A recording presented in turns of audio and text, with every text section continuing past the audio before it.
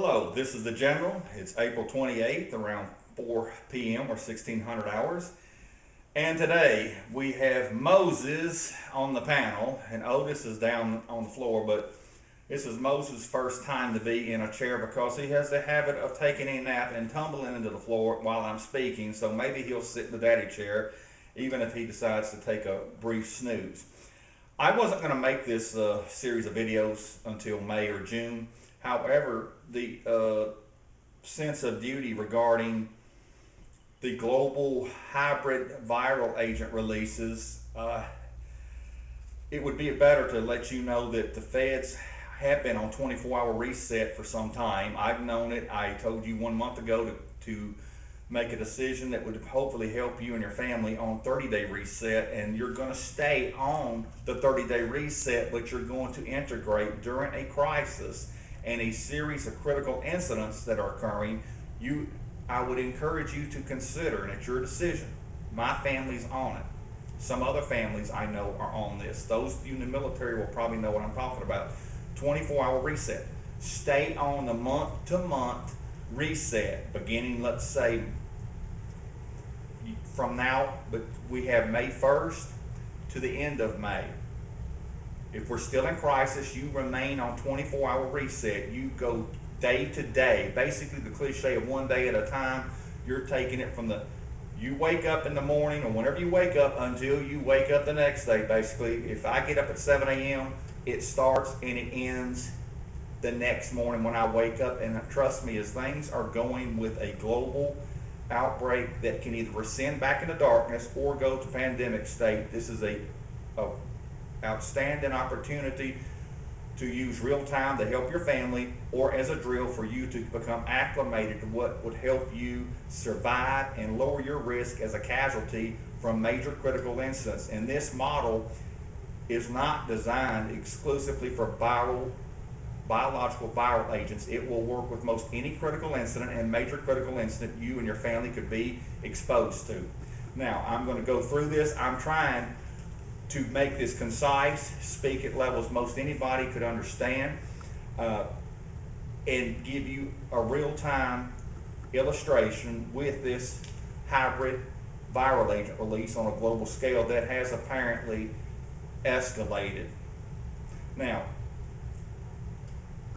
we're going to start. The 24-hour reset is not about panic. It's not about fear.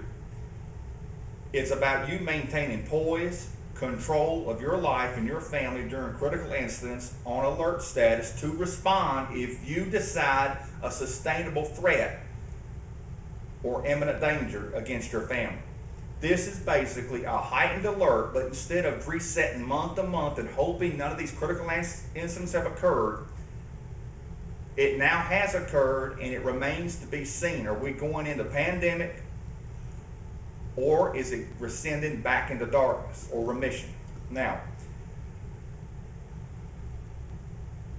if you want to and you haven't seen the 30-day reset video, I would encourage you to refresh yourself and then integrate it at the 24 reset level. Hear, see, and sort. Old school intel. Sort the information, the events and the circumstances. Now, some of you are asking, how long would you remain on 24-hour reset? That's your call. Until these crises are manageable and the threat has rescinded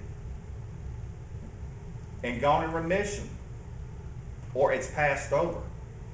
And don't get locked into a bed of concrete or the one-dimensional concept that something has to happen perfectly for you to make your decisions.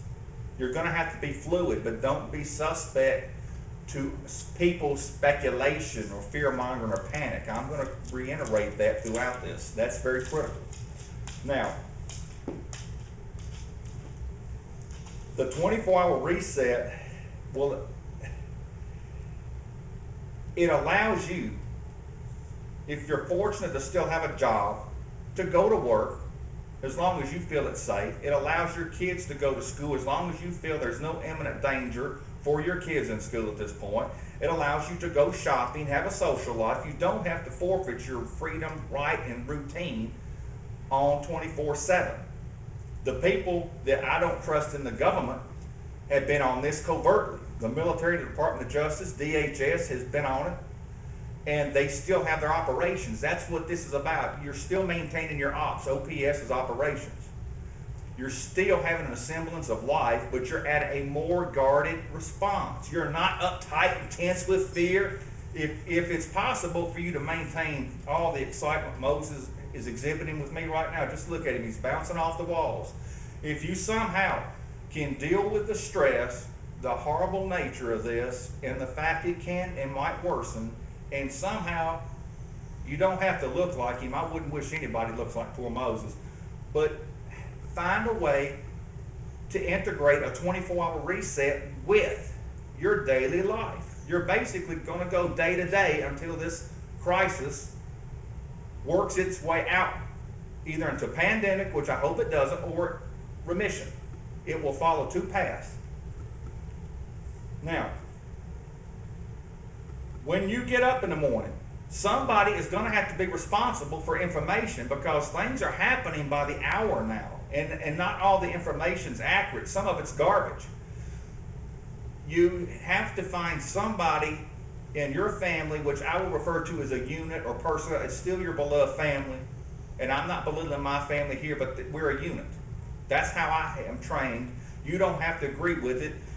Have your own term, but when I say unit and personnel, it's your beloved family, and it allows me to speak and keep this moving forward instead of being politically correct, which I'm not very good at being PC.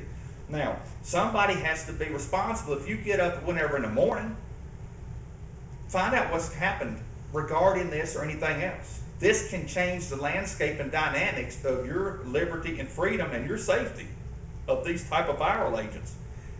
And it also applies if we have a micro-nukes released, if we have staged terrorist attacks or real terrorist attacks that our government wasn't a part of. It also will work when the economy collapses or there's rioting, civil unrest. It's the same format. Now, we're not going to live in fear. It's a decision. I'm not going to live in fear.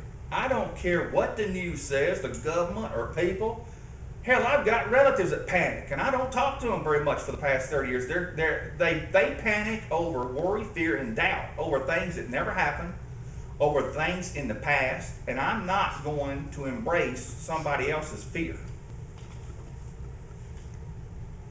Stay centered on the truth and facts. We're still behind the curve of knowledge, trying to hear, see, and sort what actually happened. And if this goes into pandemic, we're going to have to stop trying to point fingers. It doesn't matter at that point when you're trying to keep your family safe and not become infected and deal with martial law that'll probably come with it. If it goes in the pandemic stage, your focus should not on blaming fingers. Was it weaponized intentional release, or did it come out of nature? It doesn't matter at that point. Your life and your family and your unit is more of importance than pointing a finger. You can deal with that later. And if you want to be afraid, wait till later. If you want to be mad as hell, wait till later. Because your ability to sustain life is the most important thing for your family's safety. This will end part one.